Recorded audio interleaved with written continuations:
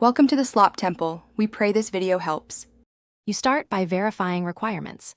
Faceit's anti-cheat needs secure boot compatible hardware and a 64-bit Windows install. Once confirmed, reboot into your Asus BIOS using F2 or Dell. This gets you straight into firmware controls. Make sure to back up any custom settings before changing anything, because firmware changes persist across boots. Keep a Windows recovery USB nearby in case secure boot blocks startup. That gives you a recovery path. Now move to the Secure Boot Settings page to make the first configuration changes. Once in the right BIOS area, convert from Legacy/CSM to UEFI mode if needed. Faceit requires UEFI Secure Boot. Then locate Secure Boot and change it to Standard or enable the platform key so the firmware accepts signed drivers. If the BIOS asks to enroll keys, choose to install or load default Secure Boot keys. This ensures Windows and signed kernel drivers are trusted.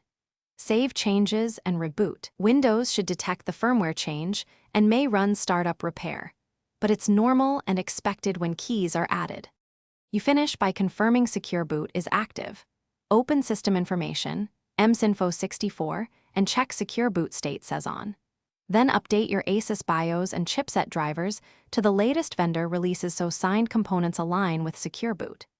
If Faceit still blocks the anti-cheat, try a temporary test. Disable driver signature enforcement to see if the issue is driver-related, then re-enable Secure Boot after addressing unsigned drivers. If problems persist, re-enroll keys or restore defaults, and repeat the enrollment step.